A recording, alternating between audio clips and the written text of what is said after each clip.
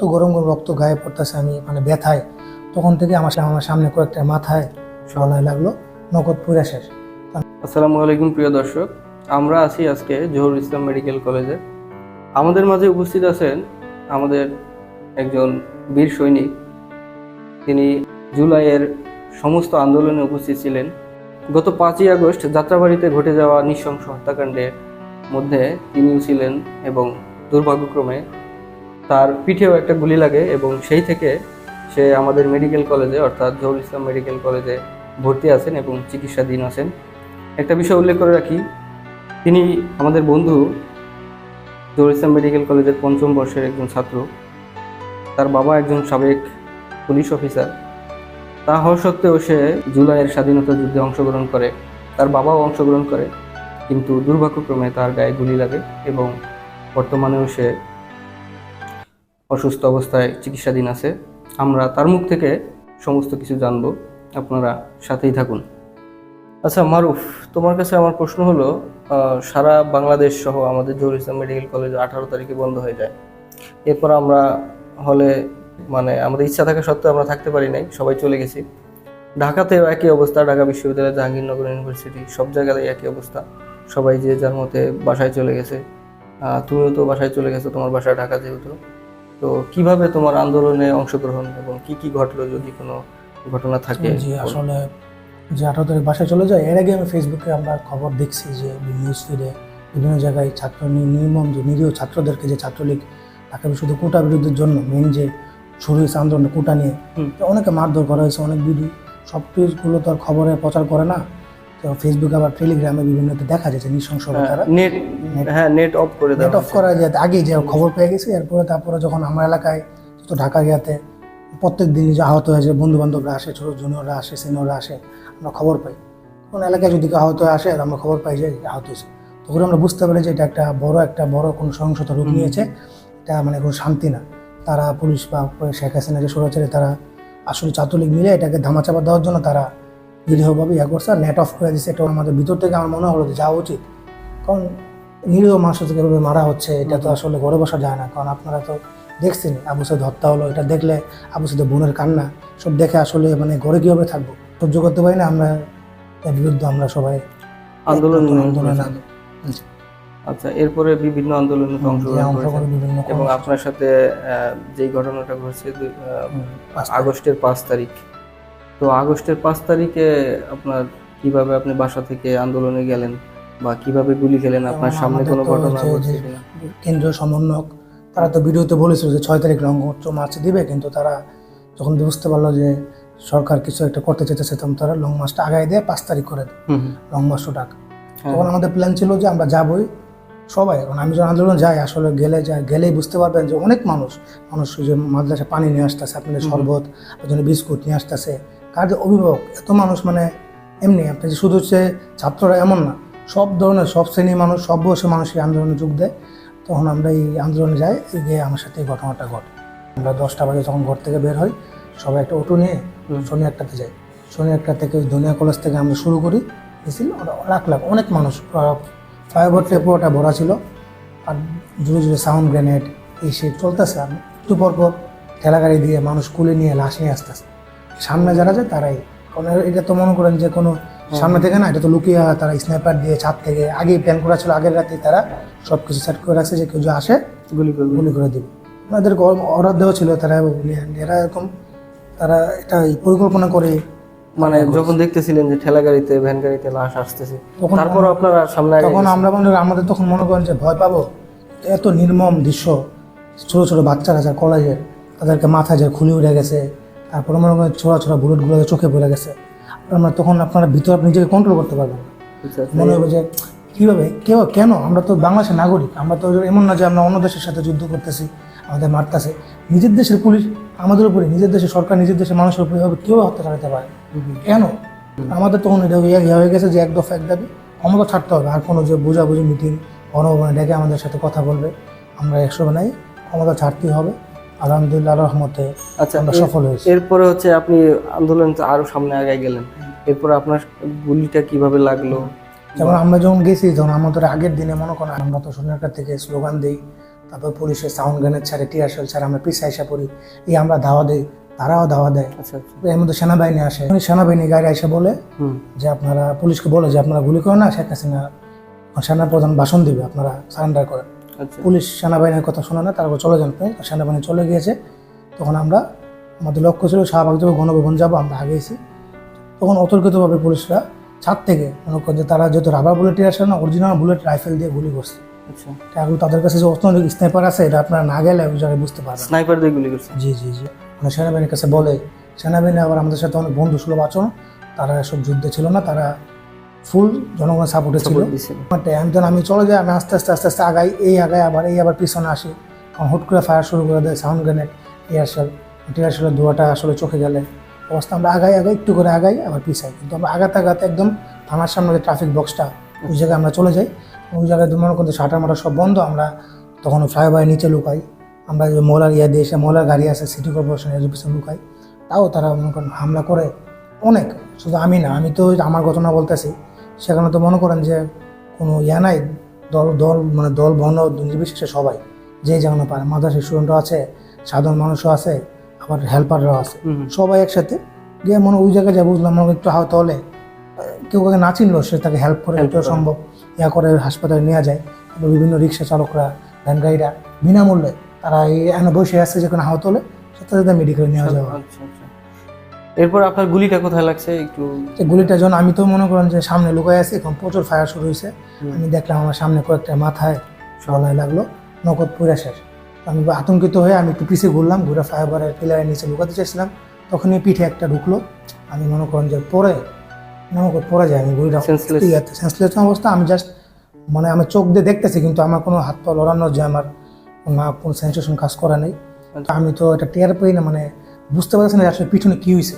আমার কাছে মনে হয়েছে যে আমার পিঠ মনে নাই, পিঠে মনে অনেক বড় কোনো একটা বিস্ফোরণ হয়ে গেছে, আমি শেষ। তো দিয়ে গরম রক্ত গায়ে পড়তেছে, আমি মানে ব্যথায় তখন থেকে আমার শ্বাসকষ্ট শুরু হয়ে গেছে। তখন তো আমি বুঝি না যে আমার বুকের হাড্ডি ভেঙে গেছে। এখন তো আমি এই হাসপাতালে আসার পর জানতে পারছি আমার ফুসফুসে ইঞ্জুরিস। তখন আমি ভাবছি যে আসলে আস্তে আস্তে দেখি যে আমার চোখে গোড়া দেখতেছি, সত্যি নাই, শ্বাস নিতে পারতেছি না। আমি মানে লড়তেও এমন একটা জায়গায় লাগছে মাঝখানে, আমি মনে করেন যে একটা মুভমেন্ট কিছু পারি না। পরে আমি আশেপাশে মানুষ কয়েকটা লুকায় আসলো, যারা গুলিতে বাঁচতেছিল, বললাম ভাই আমার একটু কিছু সাইডে নেন, তো গুলি শুরু করে হুট করে আরেকটা মাথা হিসাব বললাম। তো তারা আমার কয়েকজন হুজুর, একটা মুরব্বী, তারা আমার টাইম না আমার একটা ভ্যান গাড়ির মতো উঠাই দিল। ওই ভ্যান গাড়িটা নিয়ে শনি একটা নিয়ে গেল যাত্রাবাড়িতে, আমি ঘুরে রেখেছি যাত্রাবাড়িতে। আবার ব্যাক করে শনি একটা গিয়ে ওই জায়গাটা প্রাইভেট মেডিকেলে খোলা আসলো, তাদের থেকে কাজ হলো প্রাথমিক চিকিৎসা দেওয়া। তো আসলেই জাস্ট কোনো রকম যাতে ওয়াশ করে যাতে ইনফেকশন না হতে বুলেটটা বের করে, তা আমার ওই জায়গায় নিয়ে আমার রক্তর একটা বেজে গজ দিয়ে সেটা আমাকে করে ঢাকা মেডিকেলে রিক্সা দিয়ে পাঠিয়ে দিছে। তো রিক্সার ভিতরে যেতে তখন 4টা 4:30 বেজে গেছে, বিজয় মিছিল, সেখানে চলে গেছে মানুষ ভিড়। তারপরে আমাকে যখন দেখে মানুষ ভাই কী হয়েছে, যখন বলে গুলি গেছে, রাস্তাটা আমি সাইড করে দিই, চলো রিক্সাকে আগে যেতে দেয়। এ করতে করতে বিকাল 5টা বাজে আমি ঢাকা মেডিকেল পৌঁছাই। এরপরে হচ্ছে আপনাকে ঢাকা মেডিকেল কলেজে নিয়ে যাওয়া হলো এবং আপনার থেকে অনেক সিরিয়াস রোগী ছিল, এই জন্য আপনার চিকিৎসাটা ওইভাবে হয় না। ঢাকা মেডিকেল গিয়ে দেখতে পারলাম মনে করেন যে আশুলিয়া, তারপরে চাঙ্কারপুল, মিরপুর 10 ওই জায়গায় ওদিন বেশি অবস্থা, গাজীপুর কোনাবাড়ি। আর ঢাকা মেডিকেল তো, আর আমি যখন গুলি খাইছি তখন আমি চেষ্টা করছিলাম যাত্রাবাড়ি প্রাইভেট মেডিকেলে গিয়ে বলতে যে আমার দেখেন। তো এরা বলো প্লিজ এরা রিস্ক নেবে না, তারা তো গুলি খাওয়া পুলিশ কেস, প্লিজ আপনার ঢাকা মেডিকেল মিটফোর্ড চলে যান। ঢাকা মেডিকেল গিয়ে আমি কোনো রকম মনে করেন ইমার্জেন্সি বিভাগে ইন্টার্ন বড় ভাইরা ছিল, তাদের পরিচয় দিলাম যে মেডিকেল স্টুডেন্ট। যত সম্ভব আমাকে কেয়ার করছে, আমাকে ড্রেসিং করে বাসায় বাড়াই দিচ্ছে। পরে আমি কীভাবে আসবো, আমি তো লড়াচড়া করতে পারি না, কারণ আমার পরে আমার বাবা আসলো, বাবারে মানে জানাইলাম। পরে বাবা একটা অ্যাম্বুলেন্স ঠিক করলো, অ্যাম্বুলেন্স দিয়ে আমি রাতে বাসায় 12টা বাজে পৌঁছাই। এরপরে বাসায় আপনি গেলেন, বাসায় কি আপনার ট্রিটমেন্ট চলছে নাকি কি অবস্থা, শরীরের কন্ডিশন কিরকম ছিল? বাসায় যেহেতু গেছে, পরে আমার বাবাও তো যে পুলিশ কর্মকর্তা, বাবা একটু নার্ভাস ছিল যে যাবো সম্মুখে যাবো যদি আবার যেহেতু গুলির কেস। সে আমাদের এলাকায় পরিচিত একটা ফার্মেসি আসে, সে আসলো, সে এসে একটা সেলাই করে দিয়ে গেলো যে আমরা সবাই মনে করছে রাবার বুলেট, কারণ ঢাকা মেডিকেলে যে আমাকে 5 টাইমের সময় দিয়ে যে করবে যে আমার কী হয়েছে তারা কেউ আসলে বুঝতে পারে না। তো আমার তখন ব্যথায় হাড্ডি ভাঙা, আমি ভাবছি সামান্য গুলি যেহেতু গেছে এটা আতঙ্ক, মনে হয় এইটাই ব্যথা। তাই আমি মনে করেন যে ওষুধ খায়া বাসায় রেস্ট করতেছিলাম। পরে দেখি যে আসলে ব্যথাটা কমতেছে না, মানে কোনো যে ব্যথা একই রকম রয়ে গেছে, আর আমার শ্বাস প্রশ্বাসের সমস্যা হইতেছে। আমি তো তখন চিকিৎসা আমার কাছে মনে হয়েছে মোটামুটি যেহেতু একটা আমার খারাপ মনে হয় না, কিন্তু আমি যখন ড্রেসিং করাইছি, যখন মেডিকেলে আসলাম, তো ড্রেসিং করার পর জানতে পারলাম যে আমার ভিতরে অনেক বড় একটা সাইনাস ট্র্যাক হয়ে গেছে, যে প্রচুর পরিমাণ ফ্লুইড জমা হয়েছে। আর আমাকে স্যাররা বলো যে তোমার চিকিৎসা, তোমাকে অ্যাডমিট হতে হবে, তোমার পানিগুলো বের না করলে তোমার পিছনে ঘা শোকাবে না। তাই আমি মনে করি 24 তারিখে দিকে ভর্তি হয়ে যাই। এই পর্যন্ত এখনো আমার বুকে এখনো টিউবটা লাগানো আছে। দর্শক, একটা কথা বলি, প্রথমে মানুষ দেখতে পাচ্ছিল যে তার পিঠে 2টা ছিদ্র, মানে তারা ভাবছে যে হয়তো রাবার বুলেট হবে এবং 2টা রাবার বুলেট হবে, এরকম তারা ভাবছিল যে অল্প কিছু হয়তো ফুটা হয়েছে, ভিতরে অল্প একটু দেবে গেছে। কিন্তু আসলে হসপিটালে আসার পরে জানা গেল যে তার বুলেটটা আসলে এক পাশ দিয়ে ঢুকে আরেক পাশ দিয়ে বেরিয়ে গেছে, অর্থাৎ তার ভিতরে একদম পুরোটাই একটা সাইনাসের মতো হয়ে গেছে বা একটা লাইন হয়ে গেছে। মানে একটা বুলেট, সত্যিকারের বুলেট, একদিক দিয়ে ঢুকে আরেক দিক দিয়ে বের হয়ে গেছে। সাথে তার রিব ফ্র্যাকচার ছিল এবং ফুসফুস তার আক্রান্ত হয়েছিল এবং পরবর্তীতে ফুসফুসে পানি জমছিল। এই অবস্থাতে সে জহুর ইসলাম মেডিকেল কলেজ, অর্থাৎ আমাদের কলেজে ভর্তি হয়েছে এবং এখনো পর্যন্ত সে সুস্থ হয়নি, চিকিৎসাধীন আছে এবং এখন সে উন্নত চিকিৎসার জন্য ঢাকা যাচ্ছে। আমরা দেখাবো তার শরীরের কন্ডিশনটা কীরকম, আপনারা একটু দেখবেন। দর্শক, চলুন দেখি আমরা গুলিটার কি অবস্থা ছিল তখনকার, কোন দিক দিয়ে ঢুকেছে এবং কোন দিক দিয়ে বের হয়েছে। প্রিয় দর্শক, দেখুন, এটা হচ্ছে তার এন্ট্রি পয়েন্ট, অর্থাৎ গুলিটা এখান দিয়ে ঢুকেছে এবং এই বরাবর গিয়ে এইখানে যে রিবসগুলো ছিল, এখানে 2টা রিব ফ্র্যাকচার হয়েছে এবং এইখান দিয়ে বের হয়ে গেছে। দেখেন, আপনারা একটু দেখাচ্ছি খুলে, ব্যথা পাইলে বললেন। হ্যাঁ, দেখেন ঘাটা এখনো আছে, এখান দিয়ে বের হয়ে গেছে এবং এইখানে যে রিবগুলা ছিল এগুলা ফ্র্যাকচার হয়েছে। প্লাস ওর যে ডান পাশের ফুসফুসটা, এটার ফুসফুসটা আসলে ইনজুরি হয়েছে এবং ফুসফুসে পরবর্তীতে পানি জমছে।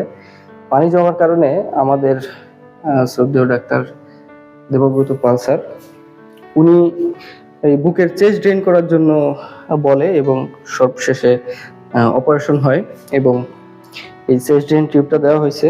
প্রত্যেকদিন এখান দিয়ে অনেক পরিমাণ সিক্রেশন আসে, পানি জমে এবং এখনো আসতেছে, এখনো পুরোপুরি সুস্থ হয় নাই। তো প্রিয় দর্শক, আপনারা দেখতে পারলেন যে গুলি লাগার স্থানটা কিরকম হয়ে আছে এবং পরবর্তীতে তার একটা অপারেশন হয়েছে এবং বর্তমান অবস্থা আমরা সবকিছু দেখালাম। বর্তমানে সে এখনো অসুস্থই বলা যায়। তার উন্নত চিকিৎসার জন্য তাকে ঢাকা নিতে হবে এবং সে মনস্থির করেছে ঢাকা যাবে। তো এমত অবস্থায় তার ক্লাস চলছে, ওয়ার্ড চলছে। একজন ফাইনাল ইয়ারের মেডিকেল স্টুডেন্ট হওয়া সত্ত্বেও তার ওয়ার্ডগুলো মিস যাচ্ছে, ক্লাসগুলো মিস যাচ্ছে। তো ফাইনাল ইয়ারে সে ফাইনাল প্রপে বসতে পারবে কিনা এই বিষয়টাও নিশ্চিত না। তার পরিবারও তাকে নিয়ে শঙ্কিত আছে। আদৌ তার পরিবারের এই তার ছেলের ডাক্তার হওয়ার স্বপ্ন পূরণ হবে কিনা সেটাও তারা জানেন না। তার বাবা একজন সাবেক পুলিশ অফিসার, সেও আন্দোলনে অংশগ্রহণ করেছিল। এরকম গুলি লাগায় সেও মর্মাহত হয়েছে এবং তার মেন্টাল অবস্থা এখন ভালো না বলা যায়।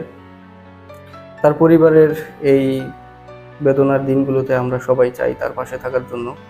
মাঝে মাঝে আমরা এসে দেখে যেতাম, সব সময় আসতে পারি না। তার বাবা মাঝে মাঝে আসে, তার মা অনেক দূরে। তো পরিবারের মধ্যে একটা ক্রাইসিসই বলা যায় চলছে। আপনারা সবাই দোয়া করবেন আমাদের মারুফের জন্য, যাতে সে খুব তাড়াতাড়ি সুস্থ হয়ে ওঠে এবং আমরা চাই সে আমাদের মাঝে আবার ফিরে আসুক, আবার ক্লাসে এবং ওয়ার্ডে নিয়মিত আমাদের সাথে ক্লাস করুক, ওয়ার্ড করুক এবং আমাদের সাথে একসাথে পাশ করুক। তার পরিবারের সেই ডাক্তার হওয়ার স্বপ্ন যাতে পূরণ করতে পারে মারুফ, সেটার জন্য সবাই দোয়া করবেন। সবাই ভালো থাকবেন, আমাদের জন্য দোয়া করবেন, বিশেষ করে মারুফের জন্য দোয়া করবেন যাতে খুব তাড়াতাড়ি সে সুস্থ হয়ে ওঠে। আসসালামু আলাইকুম।